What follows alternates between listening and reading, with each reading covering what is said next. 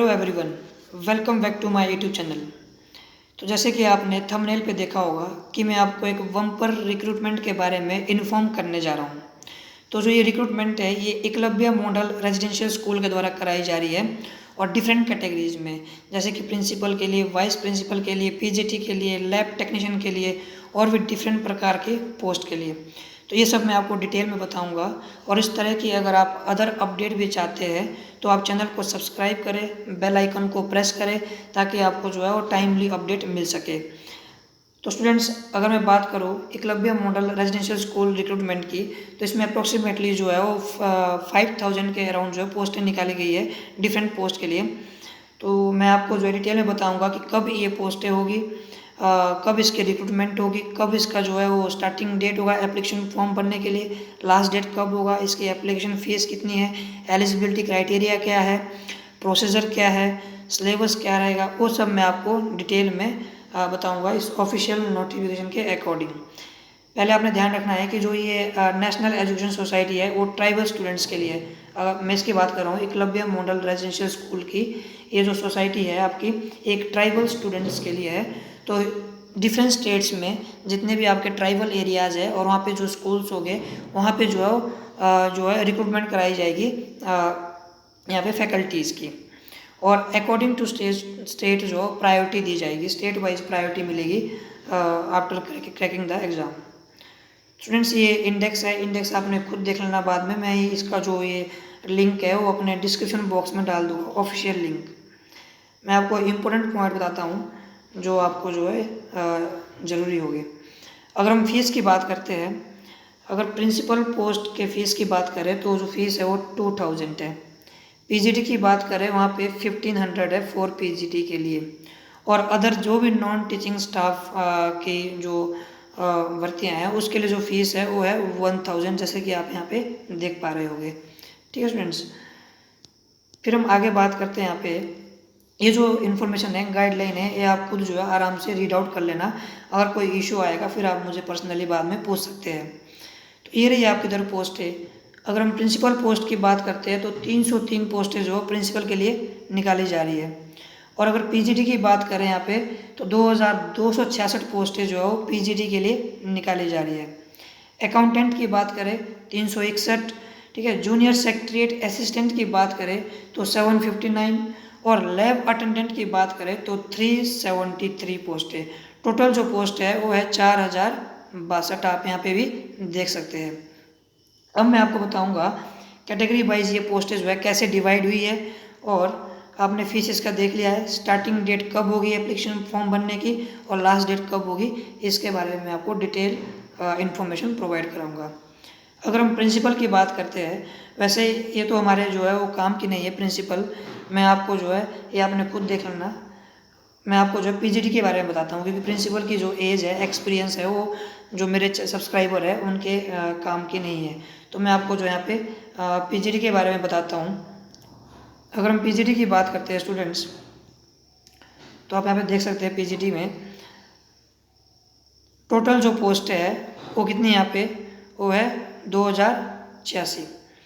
Subject wise अगर हम बात करते हैं, इंग्लिश की जो टोटल पोस्ट है वो आपका 246 है, हिंदी की 200 है, मैथ्स की 244 है, केमिस्ट्री की 169, फिजिक्स की 179, बायोलॉजी की 236, हिस्ट्री की 185, जियोग्राफी की 154, कॉमर्स की 140, इकोनॉमिक्स की 161, कंप्यूटर साइंस की 172।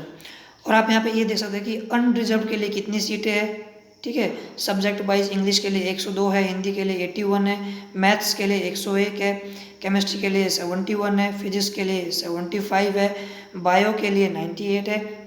वैसे आप डिफरेंट सब्जेक्ट के लिए जो है देख सकते हैं जो आपका सब्जेक्ट है उसके अकॉर्डिंग।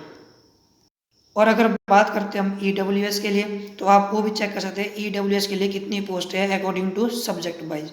ओबीसी के लिए कितनी है, एससी के लिए कितनी है, एसटी के लिए कितनी है, अदर्स के लिए कितनी है, वो आप खुद जो है बाद में चेक कर लेना जब मैं आपको जो है चीज़ प्रोवाइड करा दूंगा। ठीक है स्टूडेंट्स, और आपने देखा कि फ़ीस कितनी है। फीस हमने देखी कि पीजीटी पोस्ट के लिए 1500 फीस है अगर आपने अप्लाई करना होगा। ये कुछ एक और सब्जेक्ट है जैसे कि मराठी, उड़िया, तेलुगु, संस्कृत, बंगाली, संथली, इनकी भी जो है कितनी वैकेंसी है, नंबर ऑफ वैकेंसी, वो भी आप देख सकते हैं यहाँ पे। मराठी के लिए जो है वो 16 है, उड़िया के लिए जो है 20 है, ठीक है, तेलुगु के लिए 37 है, संस्कृत के लिए 97 है, बंगाली के लिए 3 है, संथली के लिए 7 है। टोटल कितनी होगी आपकी, ये भी 180 पोस्ट है, ठीक है। ये आपकी थर्ड लैंग्वेज की बात कर रहा हूँ मैं। इसमें अनरिजर्व के लिए कितनी पोस्ट है आप देख सकते हैं, EWS के लिए कितनी है, OBC के लिए कितनी है, SC ST और अदर्स के लिए कितनी है, वो भी आप चेक कर सकते हैं। तो अब आई बारी हमारी नॉन टीचिंग पोस्ट की। अगर हम नॉन टीचिंग पोस्ट की बात करते हैं यहाँ पे स्टूडेंट्स, तो यहाँ पे जूनियर सेक्रेटरी असिस्टेंट की अगर बात करें हम, टोटल पोस्ट है 759 फॉर जूनियर सेक्रेटरी असिस्टेंट के लिए। इसमें अगर हम अनरिजर्व की बात करते हैं तो 311 है, EWS की बात करते हैं तो 75 है, OBC की बात करते हैं तो 204 है, SC के लिए 113 है, ST के लिए 56 है, ठीक है, अदर्स आपकी 10 है, ठीक है, अदर्स कितनी है आपकी 10 है। वैसे हम अकाउंटेंट की बात करते हैं 361 पोस्ट है, अनरिजर्व के लिए 147 है, EWS के लिए 36 है, OBC के लिए 97 है, SC के लिए 54 है, ST 27, others goes to 5। Lab attendant की बात करें हम 373 पोस्ट है टोटल है, अनरिजर्व के लिए 152 है, EWS के लिए 37 है, OBC के लिए 100 है, ठीक है, SC 55, ST जो है वो 27, अदर्स 5। टोटल पोस्ट हमने देखी यहाँ पे नॉन टीचिंग स्टाफ की कितनी है, वो है 1493, ठीक है। तो अब अगर हम बात करें अब यहाँ पे इसके बाद अदर इंस्ट्रक्शंस की, ये आप रीड आउट कर देना। मैं आपको एजुकेशन क्वालिफिकेशन और कुछ एक जो है वो ये इसका जो है पे स्केल है, पे स्केल आप देख सकते हैं क्या रहेगा, अच्छा खासा पे स्केल होता है, सेंट्रल लेवल की पोस्ट है तो पे स्केल में कोई भी कमी नहीं होती है। प्रिंसिपल पोस्ट का आप देख रहे हैं यहाँ पे छोड़ो परे। PGT की अगर बात करें हम, PGT के लिए जो पे स्केल है स्टूडेंट्स, तो वो है आपका, आप देख सकते हैं यहाँ पे 47,600 से 1,51,100 रुपये। अकाउंटेंट के लिए आपका यहाँ पे दे सकते हैं आप 35,400 से 1,12,400, ठीक है। वैसे आपका जो है वो अदर पोस्ट के लिए भी आप देख सकते हैं यहाँ पे कितना पे स्केल है। अगर हम मोड ऑफ एग्जामिनेशन की बात करते हैं तो ये OMR बेस्ड एग्ज़ाम होगा। पहले बोल रहे थे कि आपका जो है CBT बेस्ड एग्ज़ाम होगा, क्योंकि ये पोस्टें जो है 2021 में निकाली गई थी, बट इसमें उस टाइम जो रिक्रूटमेंट नहीं हो पाई, भर्तियाँ नहीं करा पाए, तो उस टाइम बोल रहे थे कि जो ये CBT बेस्ड होगा, बट ऐसा नहीं है। अब इन्होंने क्लियर कर दिया है कि OMR बेस्ड ये एग्ज़ाम होगा, ठीक है। और इस एग्ज़ाम को जो कंडक्ट कराएगी वो कराएगी NTA, नेशनल टेस्टिंग एजेंसी जो है इस एग्ज़ाम को कंडक्ट कराएगी, ये भी आपने ध्यान रखना है, ठीक है। Choice of medium of questions, जो क्वेश्चंस का जो आपका जो मीडियम रहेगा वो हिंदी, इंग्लिश, जैसा भी आप अप्लाई करना चाहोगे, जब आप फॉर्म फिलअप करोगे तो आप वहाँ पे जो है पुट आउट कर सकते हैं। अदरवाइज हिंदी और इंग्लिश जो है दोनों में जो है क्वेश्चंस आपको मिलेंगे, ठीक है स्टूडेंट्स। ये एग्ज़ाम पैटर्न है, ये प्रिंसिपल्स के लिए, यहाँ पे प्रिंसिपल के लिए क्या पैटर्न रहेगा, क्या क्वेश्चन, क्या सिलेबस रहेगा, वो जो इस पोस्ट के लिए एलिजिबल हो गए वो जो है खुद आप जो है देख लेना, ठीक है। हम बात करते हैं यहाँ पे PGT के लिए 130 मार्क्स, आपने देखा होगा यहाँ पे ये चीज़ स्किप हो गई। अगर ये ऑब्जेक्टिव टाइप क्वेश्चन हो गए टोटल 130 मार्क्स का होगा, ठीक है, आप ये चीज़ यहाँ पे देख सकते हैं। और अगर हम सिलेबस की बात करते हैं, फिर यहाँ पे जो जनरल अवेयरनेस है वो 10 क्वेश्चन हो गए, यानी 10 नंबर का होगा, ठीक है। रीजनिंग एबिलिटी के 20 क्वेश्चन हो गए, 20 नंबर का होगा। Knowledge of ICT, information computer technology के भी 10 क्वेश्चन हो गए, ठीक है, 10 मार्क्स के लिए होगा ये भी। टीचिंग एप्टीट्यूड के भी 10 क्वेश्चन हो गए, 10 मार्क्स के लिए होगा। और जो आपका अपना सिलेबस रहेगा, जैसे अगर मैं बायोलॉजी की बात करूँगा तो उसका जो आपका एग्ज़ाम रहेंगे या सॉरी मार्क्स रहेगा वो 80 मार्क्स होगा। एक अपने सिलेबस का जो आपका वैल्यू रहेगा मार्क्स का वो या वेटेज रहेगी वो 80 मार्क्स की होगी, ठीक है। वैसे आपके इंग्लिश, हिंदी, संस्कृत जैसे भी डिफरेंट सब्जेक्ट्स हैं उनकी जो वेटेज रहेगी अपने सब्जेक्ट की फॉर PGT पोस्ट के लिए वो होगी 80 मार्क्स, ठीक है। और बाकी जो 50 मार्क्स है वो आपका general awareness, reasoning ability, ICT, teaching aptitude, इसमें जो है वो डिवाइड किया गया है। जब भी पहले जो ये नोटिफिकेशन निकाली गई थी तो उस टाइम बताया जा रहा था कि यहाँ पे जो है 20 मार्क्स का टीचिंग एप्टीट्यूड होगा और जनरल अवेयरनेस भी ओनली 10 मार्क्स की होगी।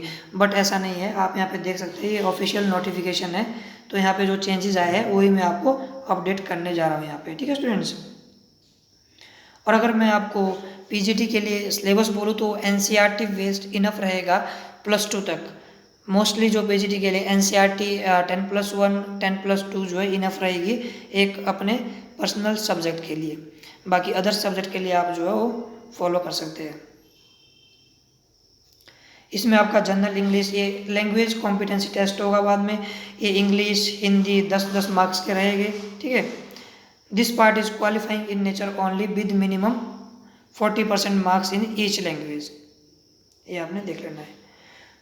उसके बाद में बात करूँ यहाँ पे जूनियर सेक्रेटरीट असिस्टेंट की, तो यहाँ पे भी इस तरह से सिलेबस डिवाइड किया गया है। Reasoning ability 20, quantitative aptitude 20 marks का, जनरल अवेयरनेस 30, ठीक है। लैंग्वेज कॉम्पिटेंसी टेस्ट जो होगा आपका general English general Hindi 15 marks each subject. Basic knowledge of computer science यहाँ पे 30 मार्क्स का होगा, ठीक है। ये चीज़ आपने ध्यान रखना है यहाँ पे। उसके बाद बात करते हैं हम लैब अटेंडेंट की।